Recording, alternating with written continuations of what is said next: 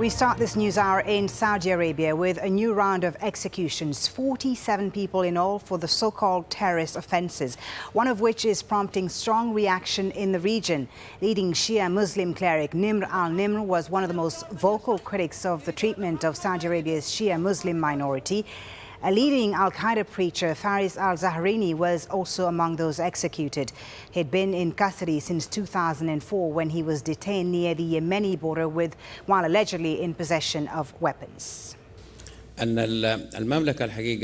message is clear. The kingdom condemns terrorism and considers it to be a corruption on earth. And therefore we rely on the Islamic judiciary to deal with these kinds of cases.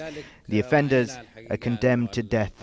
The kingdom did not spare any effort to bring terrorists to justice, and we ask Saudi youth to be aware of any plots being hatched to undermine our security. Well, reaction from the Iranian government was swift. The foreign ministry says Saudi Arabia will pay a high price for executing al-Nimr. It's accusing Riyadh of supporting terrorism and says the Saudi government executes the opponents of terrorism. Now, we're also getting reaction to the execution of Nimr across the region, protests in Bahrain and condemnation from political figures in Iraq and Lebanon. They allege Nimr's execution was political. The Saudis deny this, saying the convictions were based on facts and followed a judicial process. The judiciary is objective, and we deal objectively with the cases on merit. There is no difference between what a person does, regardless of his ethnic origin or affiliation, or what he believes. We deal with facts and criminal intent.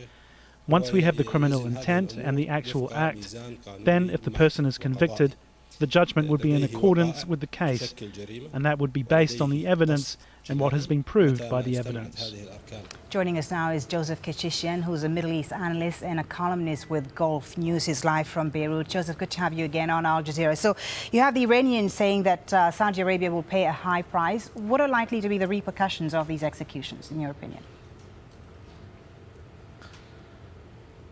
A good deal of huffing and puffing, unfortunately. I think that the Iranians have said in the past that they will retaliate for the execution of al-Nimr, but I doubt very much that this will be really taken out of proportion. I think that the terrorist convictions will stand. These came about last November, and everyone expected that there would be executions. Perhaps the timing was not right, but nevertheless, they carried out what they promised they would do. And the regional repercussions, as I said, will be for the next news cycle, not more than that. So you don't think there'll be catastrophic regional implications then? What about the sectarian issue here? Because you have an Iraqi MP saying earlier that this execution of al-Nimr in particular will be a source of tensions between Sunni and Shias. Well, obviously, we all know that there is a Sunni-Shia clash throughout the region.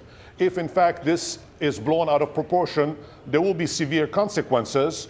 But of the 47 people that were executed, 45 were Saudi citizens, and many of them were Sunnis, in fact, who had placed bombs last May at a Shia mosque and killing a lot of innocent bystanders. So therefore, not all of the executees were in fact Shia. Many of them were Sunni as well. Now in Iraq, just last week, if I'm not mistaken, the Iranians executed an Iraqi poet essentially for writing a poem. So therefore, this is a game that's being played in the region. There is a sectarian divide, but I don't think that it will lead to the catastrophic consequences that a lot of people are afraid of. And also one of the people executed is a leading al-Qaeda preacher, Faris al-Zahrini, and his execution, of course, is being explained as Saudi Arabia's fight on terrorism, the war on terror.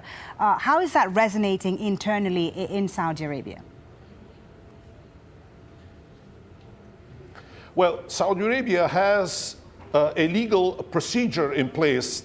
All of these individuals have in fact been submitted to it. One of the executees was an individual that was arrested in 2004. He'd been condemned for execution and went through a variety of appeals through various trials. And last November, when these essentially verdicts came down, the judiciary had in fact gone through 13 different phases and 13 different judges have signed on to this. So therefore, I think inside Saudi Arabia, a lot of people are going to accept this as a verdict against terrorists and not more than that.